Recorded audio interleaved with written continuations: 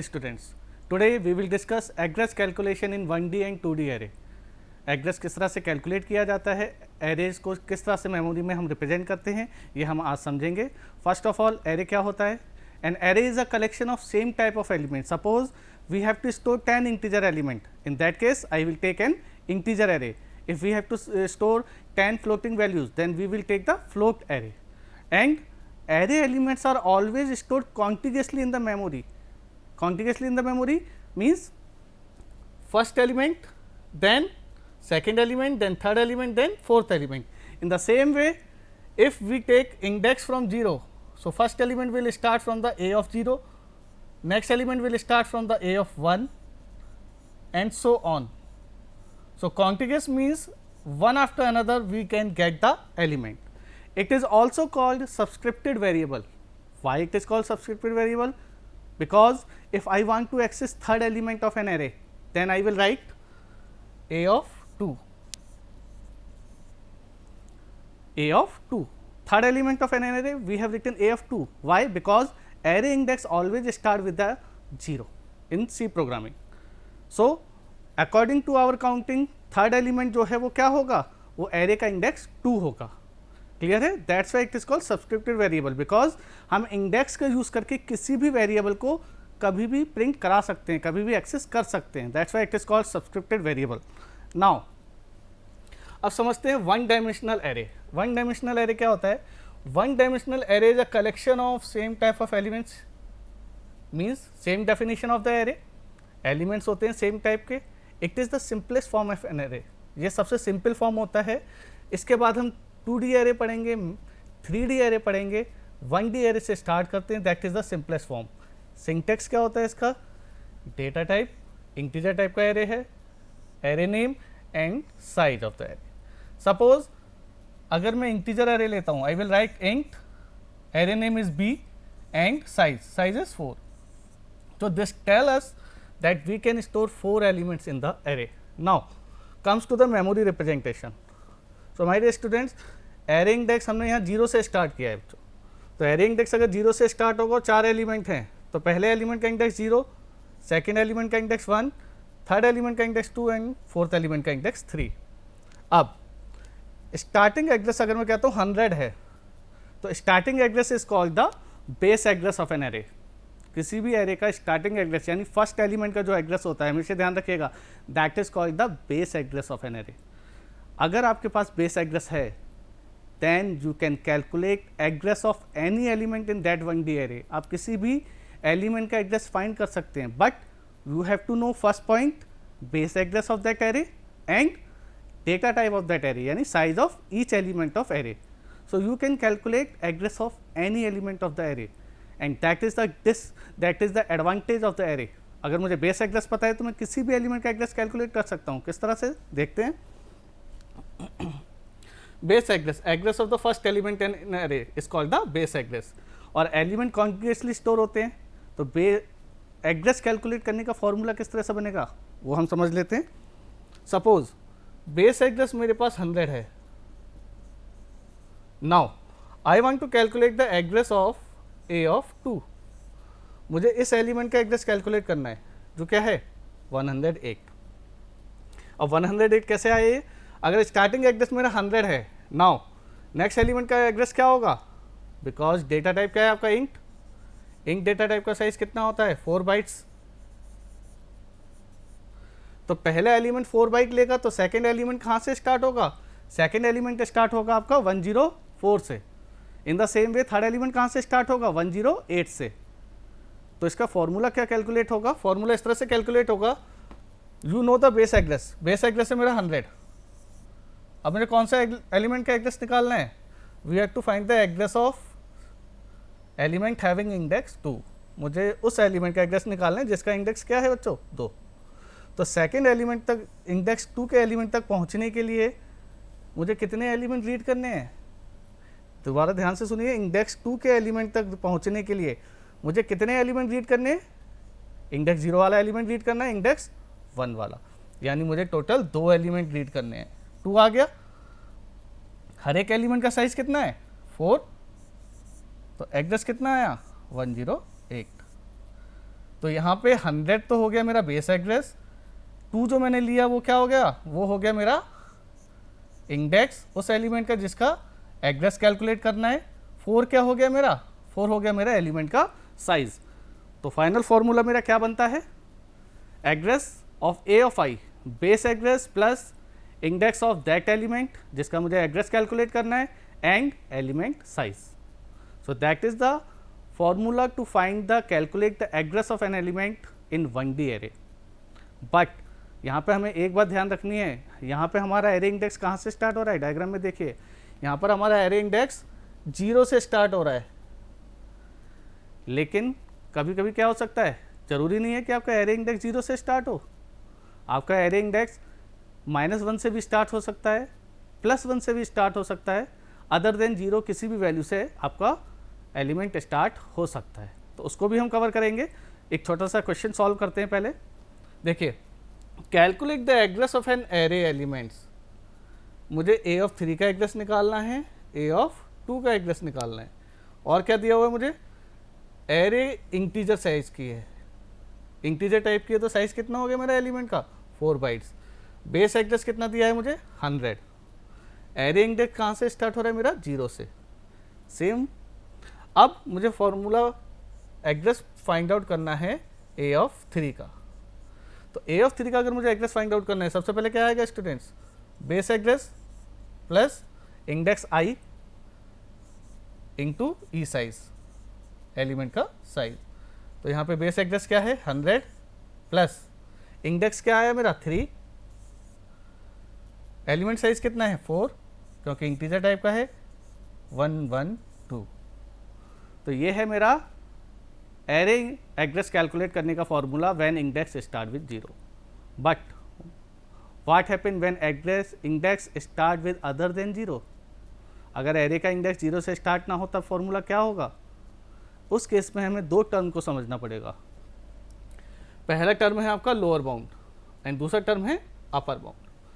What do you mean by lower bound, lower bound of an array is the lowest index और starting index. किसी भी array का lowest index जो होता है और स्टार्टिंग इंडेक्स जो होता है that is called the lower bound, and upper bound last index और हाईएस्ट इंडेक्स जो होता है एरे का that is called upper bound. तो कभी कभी क्या होता है क्वेश्चन में आपको लोअर बाउंड दिया होगा और अपर बाउंड दिया होगा, in that case you have to find the address of any element. तो उस केस में हमें क्या करना है, उस केस में हमें फॉर्मूला चेंज करना होगा थोड़ा सा, उसको समझ लेते हैं। तो लोअर बाउंड क्लियर हो गया, लोएस्ट इंडेक्स और starting index, upper bound highest index और last index of an array. अब हम क्या क्या कैलकुलेट कर सकते हैं, अगर मुझे लोअर बाउंड दिया है, देखिए डायग्राम में समझ सकते हैं आप, यहाँ मेरा एरे इंडेक्स -1 से स्टार्ट हो रहा है और यह एंड कहाँ हो रहा है 2 पर, यानी यहाँ मुझे एरे का साइज नहीं दिया हुआ, मुझे क्या दिया हुआ है, मुझे लोअर बाउंड दिया हुआ है, मुझे अपर बाउंड दिया हुआ है। In that case lower bound है मेरा -1, अपर बाउंड है 2। तो नंबर ऑफ एलिमेंट्स कितने होंगे आप खुद बताइए, जब लोअर बाउंड -1 है और अपर बाउंड 2 है तो नंबर ऑफ एलिमेंट्स है मेरे 4। फॉर्मूला क्या बनेगा, formula will be upper bound minus lower bound plus 1। ये है आपका number of elements find out करने का formula when lower bound and upper bound is given. Now come to the main point, address किस तरह से कैलकुलेट करेंगे हम बच्चों। Address of A of I, we have to find address of A of I. अब मेरा lower bound other than 0 से start हो रहा है, इस केस में हमें इफेक्टिव इंडेक्स फाइंड आउट करना पड़ेगा। यानी जब तक मेरा लोअर बाउंड 0 से स्टार्ट हो रहा था तब तो कोई प्रॉब्लम नहीं था, लेकिन अगर -1 से स्टार्ट हो रहा है इन दैट केस हम क्या करेंगे, एक रिलेटिव पोजीशन वाला फॉर्मूला सबने समझा होगा। अगर मेरा कोऑर्डिनेट 0 से स्टार्ट होता है, ठीक है, लेकिन अगर मेरी पोजीशन 1 है और मुझे 0 के रेस्पेक्ट में ही फाइंड आउट करना है तो मुझे रिलेटिव पोजीशन के अकॉर्डिंग चेंज करना पड़ेगा। अगर मैं 1 पे हूँ तो मैं उसको 0 तक लाऊंगा, 0 तक लाने के लिए क्या करना होगा -1। इसी तरह अगर मैं -1 पर हूँ तो 0 पर लाने के लिए क्या करना होगा, +1 ऐड करना होगा, यानी इफेक्टिव इंडेक्स मुझे फाइंड आउट करना पड़ेगा। तो हमेशा याद रखिए, अगर आपको लोअर बाउंड अदर देन 0 दिया है तो हम क्या करेंगे, इफेक्टिव इंडेक्स फाइंड आउट करेंगे। इफेक्टिव इंडेक्स क्या आएगा, given index minus lower bound, given index minus lower bound. अब उसको समझ लेते हैं। अब सपोज मुझे फाइंड आउट करना है address of A of zero, address of A of zero. अब यहाँ ध्यान रखिए मेरा लोअरिंग बाउंड जो हो रहा है वो कहाँ से स्टार्ट हो रहा है, -1 से। तो यहाँ समझने का पॉइंट है कि जब मेरा लोअर बाउंड 0 से स्टार्ट हो रहा था तब मेरा ए ऑफ जीरो का एड्रेस क्या था, 100। समझ लेते हैं इसको। जब मेरा लोअर बाउंड 0 से स्टार्ट हो रहा था तब मेरा ए ऑफ जीरो का एड्रेस क्या था, 100। क्लियर है। अब जब मेरा लोअर बाउंड -1 से स्टार्ट हो रहा है तब मेरा ए ऑफ जीरो का एड्रेस क्या है, 104। ये क्यों चेंज आया है, क्योंकि इफेक्टिव इंडेक्स आपका चेंज हो गया। अब इफेक्टिव इंडेक्स क्या आएगा, इफेक्टिव इंडेक्स आएगा आपका i माइनस एल बी। आई कितना दिया हुआ है मुझे, 0, एल बी कितना दिया हुआ है, -1, तो इफेक्टिव इंडेक्स ई कितना आया, 1। इफेक्टिव इंडेक्स ई मेरा 1 आ गया जो हमने यहाँ निकाला है। बस मुझे क्या करना है, आई की जगह इफेक्टिव इंडेक्स लिखना है जो क्या होगा मेरा i माइनस एल बी। तो address of A of zero क्या आएगा, base address 100 plus effective index क्या है मेरा 1, एलिमेंट का साइज क्या है मेरा 4, 104। और ये आपका हर एक केस में वर्क करेगा। It will work in each case when lower bound is 0, -1, +1, कुछ भी वैल्यू हो, that formula will always work. तो ये था हमारा 1 डायमेंशनल एरे में किस तरह से हम एड्रेस कैलकुलेट करेंगे, लोअर बाउंड क्या होता है, अपर बाउंड क्या होता है। नाउ एक क्वेश्चन सॉल्व करते हैं। मुझे दिया हुआ है एक एरे, ये है मेरा लोअर बाउंड -1 और 2 है मेरा upper bound. Lower bound -1, upper bound 2 दिया है, इंटीजर डेटा टाइप है, बेस एड्रेस मेरा 100 है।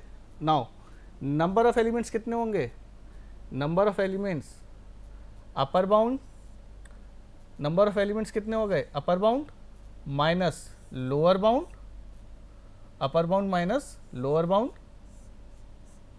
+1। तो कितना आएगा, अपर बाउंड माइनस लोअर बाउंड +1। तो जब मैं इसको सॉल्व करूंगा 4 एलिमेंट आएंगे, -1, 0, 1, 2, ये इंडेक्स वाले। तो टोटल एलिमेंट्स कितने हुए मेरे, 4। Now we have to find the address of A of 1, A of 3, A of -2। A of 1 का एड्रेस क्या आएगा, address of A of 1, base address क्या है मेरा 100 प्लस इंडेक्स क्या दिया है मुझे 1, इफेक्टिव इंडेक्स निकालना है मुझे। लोअर बाउंड क्या है मेरा -1, यस -1 है, इनटू एलिमेंट साइज कितना है मेरा 4। तो एड्रेस कितना है मेरा कैलकुलेट हो गए 100 प्लस 8, 2 × 4, तो आंसर आया मेरा 108। तो ए ऑफ 1 का एड्रेस क्या निकल कर आएगा, 108। Now next we have to find A of 3 and A of -2। Lower bound मेरा कहाँ से स्टार्ट हो रहा है, -1 से, अपर बाउंड कहाँ एंड हो रहा है मेरा 2 पर। अब मुझसे एड्रेस किसका पूछा गया है, ए ऑफ 3 का एंड ए ऑफ -2 का। क्या आप एड्रेस कैलकुलेट करेंगे, no, we can not calculate the address because it is not a valid index. ऐसा क्यों है बच्चों, ऐसा इसलिए बिकॉज ए ऑफ 3 में देखिए, ए ऑफ 3 में 3 जो है वो अपर बाउंड से बड़ा है। अपर बाउंड क्या है मेरा 2, तो 3 जो है वो मेरा अपर बाउंड से बड़ा है। इन द सेम वे -2 मेरा लोअर बाउंड से छोटा है। तो ये दोनों ही इंडेक्स उस एरे के रेंज में नहीं आएंगे। तो हमेशा याद रखिए हर एक केस में एड्रेस कैलकुलेट नहीं होता। अगर मेरा गिवन इंडेक्स लोअर बाउंड से छोटा है या अपर बाउंड से बड़ा है, यानी उस रेंज में नहीं आ रहा जिस रेंज में एरे डिक्लेयर किया हुआ है, इन दैट केस हमें क्या करना है, हमें एड्रेस कैलकुलेट नहीं करना है। क्लियर है। तो अब तक हमने क्या समझा, lower bound upper bound 1 dimensional array में किस तरह से एड्रेस कैलकुलेट करते हैं, बेस एड्रेस मुझे पता होता है तब। Now come to the 2 dimensional array. अच्छा, 1 डायमेंशनल एरे का डेफिनेशन हमने क्या समझा था, it is a collection of same type of element. Now 2D array क्या है, 2D array is a collection of same type of elements, because array है तो सेम टाइप ऑफ एलिमेंट्स तो रहेंगे ही रहेंगे। बट 2D एरे में क्या होगा, which can be represented in the form of rows and columns. हम इसको रोज एंड कॉलम्स की फॉर्म में रिप्रेजेंट कर सकते हैं, that's why it is called matrix. अब इसका सिंटेक्स क्या होता है? Declaration syntax, number of rows, data type, array name, number of rows and number of columns. Because हम इसको किस फॉर्म में रिप्रेजेंट करेंगे? रोज एंड कॉलम्स की फॉर्म में, इस तरह से। तो ये हो गया मेरा रोज, ये हो गए मेरे कॉलम्स। तो इसका सिंटेक्स क्या बना? Declaration, data type, array name, number of rows and number of columns. Clear है? तो ये होता है आपका 2D एरे। अब 2D एरे को भी हमें स्टोर तो कहाँ करना है? स्टोर तो मेमोरी में ही करना पड़ेगा, बिकॉज एरे है तो मेमोरी में स्टोर होंगी वैल्यूज़। तो 2D एरे को रिप्रेजेंट करने के दो मेथड होते हैं मेमोरी में। एक होता है आपका रो मेज़र, एक होता है आपका कॉलम मेज़र। नाउ अब यहाँ समझते हैं डायग्राम से। रो मेज़र, देखिए ये आपका एक गिवन मैट्रिक्स है, ये हो गया आपका रो, ये हो गया आपका कॉलम, ठीक है। तो इसमें पहला इंडेक्स जो होता है, हमेशा याद रखिए, पहला इंडेक्स जो होता है दैट इज रो इंडेक्स, और दूसरा इंडेक्स जो होता है दैट इज कॉलम इंडेक्स। और इंडेक्सिंग हम 0 से स्टार्ट कर रहे हैं, रो की भी एंड कॉलम की भी। तो ये है मेरा row index 0, row index 1, column index 0, column index 1, column index 2, यानी that is the matrix of 2 cross 3। 2 row हैं इसमें और 3 कॉलम है। तो पहले एलिमेंट का एड्रेस क्या, पहले एलिमेंट का इंडेक्स क्या होगा? 0th रो 0th कॉलम, यानी 0 0। दूसरे एलिमेंट का 0th रो फर्स्ट कॉलम। इसी तरह से सभी एलिमेंट का इंडेक्स हम कैलकुलेट कर लेंगे। तो ये हो गया मेरा मैट्रिक्स रिप्रेजेंटेशन। अब इसे मुझे रो मेजर की फॉर्म में मेमोरी में स्टोर करना है। तो रो मेजर रिप्रेजेंटेशन क्या कहता है? रो मेजर रिप्रेजेंटेशन कहता है matrix will be stored row wise.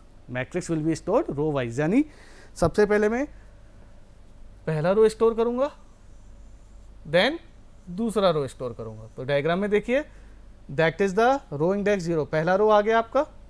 Now that is the row index 1। तो ये मैंने क्या किया? रो वाइज, पहले पहला रो स्टोर किया, फिर दूसरा रो स्टोर किया।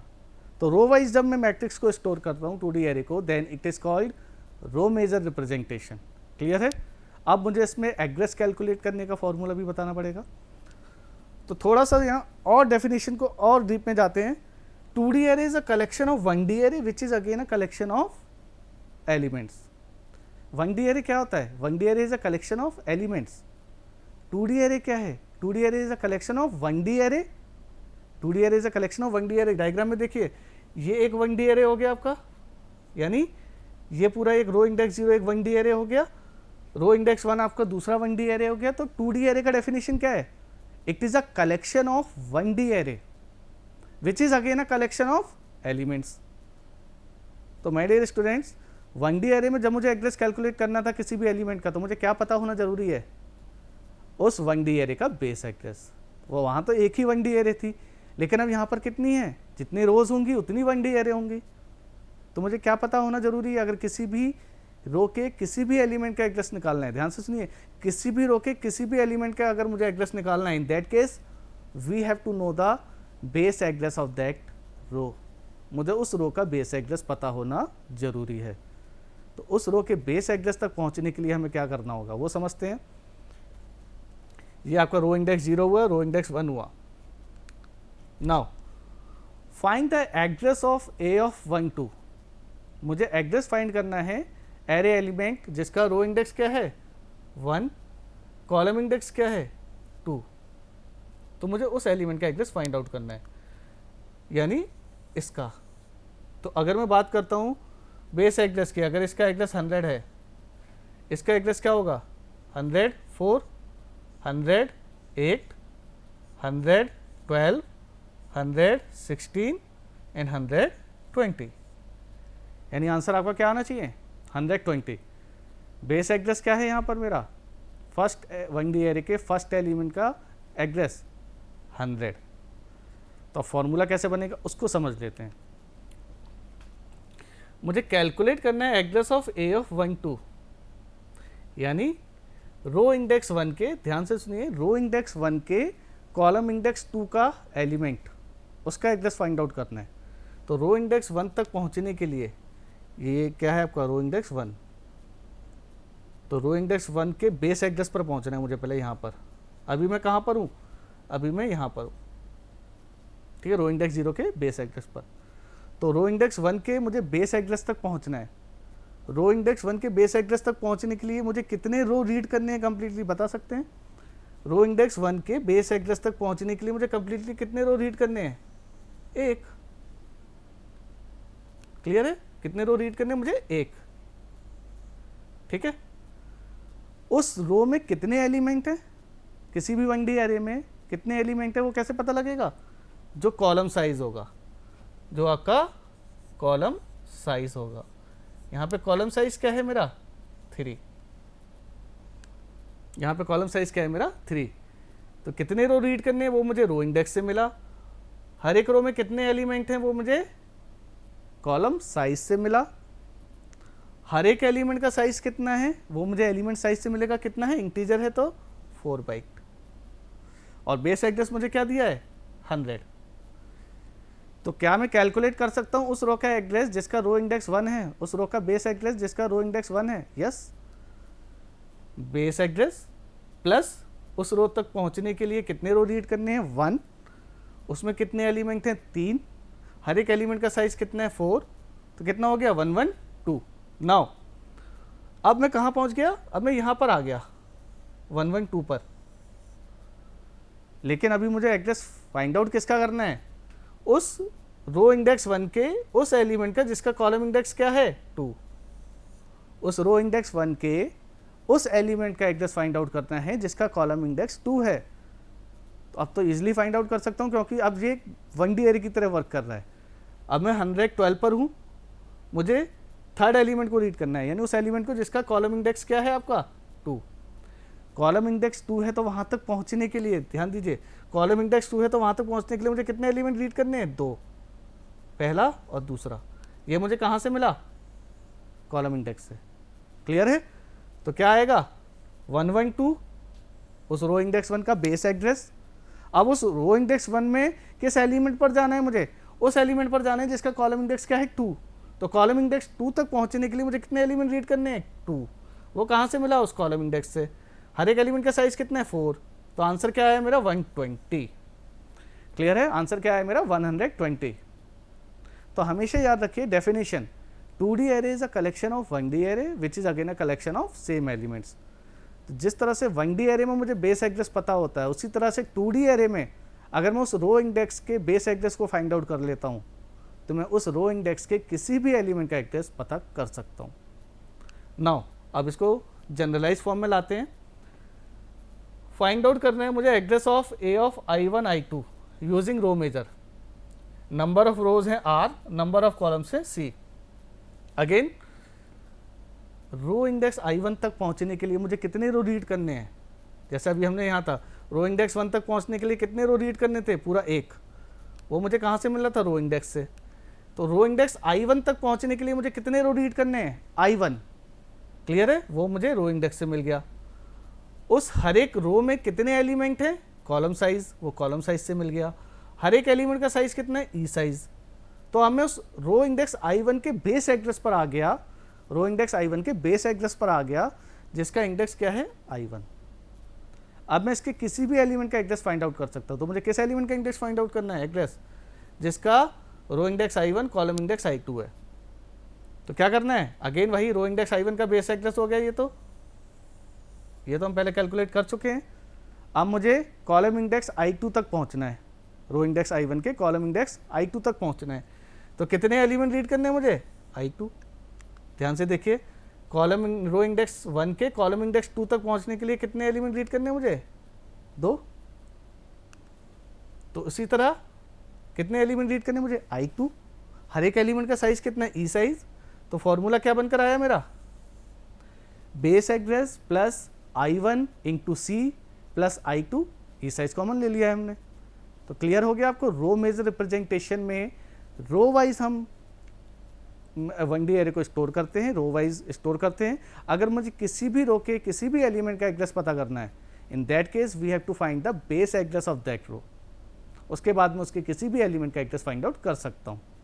तो ये तो हमने बताया जब रो इंडेक्स मेरा कहाँ से स्टार्ट होता है? 0 से, और कॉलम इंडेक्स कहाँ से स्टार्ट होता है? 0 से।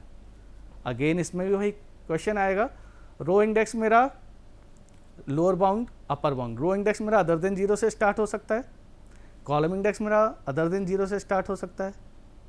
तो हम क्या करेंगे, समझ लेते हैं, थोड़ा सा चेंज है बस।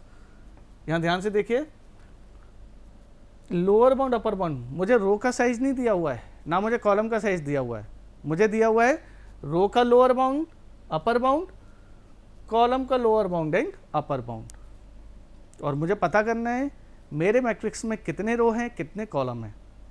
अगेन वही जैसा 1D एरे में लगाया था, upper bound minus lower bound plus 1। तो LB1 UB1 lower bound of row upper bound of row, तो नंबर ऑफ रोज कितनी हुई, upper bound of row minus lower bound of row plus 1। Number of columns कितने हुए, upper bound of column minus lower bound of column plus 1। Total number of elements कितने हुए, row into column, total number of elements कितने हुए, row into column, R into सी। Now effective index E1, जैसा कि अभी हमने समझा था, अगर लोअर बाउंड अदर देन 0 हो तो इफेक्टिव इंडेक्स हमें निकालना पड़ेगा। तो इफेक्टिव इंडेक्स ऑफ रो क्या होगा, E1। I minus LB 1D array के केस में होता था, यहाँ 2D एरे है तो I1 माइनस LB1 रो इंडेक्स हो गया, effective row index. Effective column index I2 minus LB2। Formula क्या बना मेरा, फॉर्मूला ध्यान से समझ लीजिए, जहां हमने I1 लिखा था वहां मुझे क्या लिखना है, केवल इफेक्टिव इंडेक्स E1, और E1 क्या होगा, I1 माइनस LB1। सेम वही फॉर्मूला है, जहां I1 लिखा था वहां E1 लिख दीजिए, E1 into C plus E2, जहां I2 लिखा था वहां E2 लिख देंगे, इंटू ई साइज। तो ये होता है मेरा फॉर्मूला फाइंड आउट करने का address of any element in 2D array using row major representation. अब इसका एक क्वेश्चन सॉल्व करते हैं। मुझे एक 2D एरे दिया हुआ है, 0:2 0:3।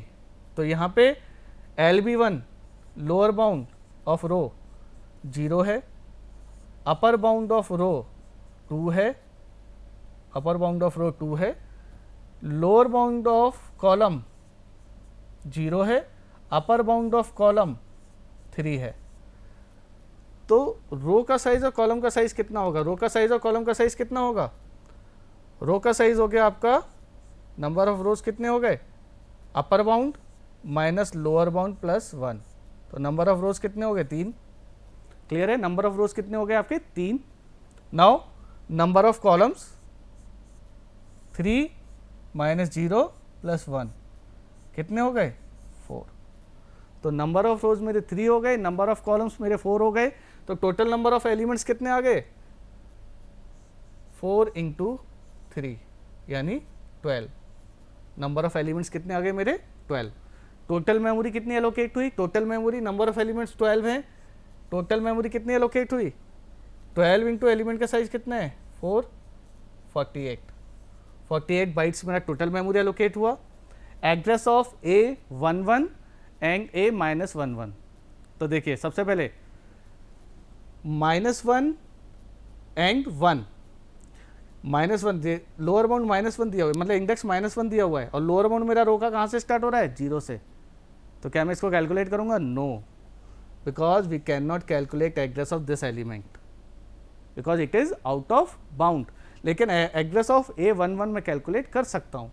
तो इफेक्टिव इंडेक्स निकालते हैं, इफेक्टिव इंडेक्स E1 क्या आएगा, I1 क्या है मेरा, I1 है मेरा 1, LB1 क्या है मेरा, LB1 क्या है 0, तो 1 माइनस 0, इफेक्टिव इंडेक्स E1 क्या आ गया मेरा 1। Effective index for column E2 ये कितना आ गया मेरा 1 माइनस 0, ये भी 1 आ गया। Now formula to find the effective address, 100 मेरा बेस एड्रेस दिया हुआ है, यस, प्लस इफेक्टिव इंडेक्स क्या है मेरा, इफेक्टिव इंडेक्स E1 है मेरा 1, नंबर ऑफ कॉलम्स कितने हैं यहाँ पर मेरे, नंबर ऑफ कॉलम्स है मेरे 4, 1 into 4 plus effective index E2 क्या है मेरा, इफेक्टिव इंडेक्स E2 मेरा 1 है और एलिमेंट साइज है मेरा 4। तो यहाँ से जब मैं कैलकुलेट करूँगा 4 + 1 5, 120, तो एड्रेस मेरा आ जाएगा 120। क्लियर है। तो ये था हमारा 2D एरे का address calculation using row major. तो आज हमने क्या समझा, 1D एरे में एड्रेस किस तरह से कैलकुलेट करते हैं, 2D एरे में किस तरह से एड्रेस कैलकुलेट करते हैं using row major representation. In next lecture we will understand 2D array using column major and 3D array. Thank you.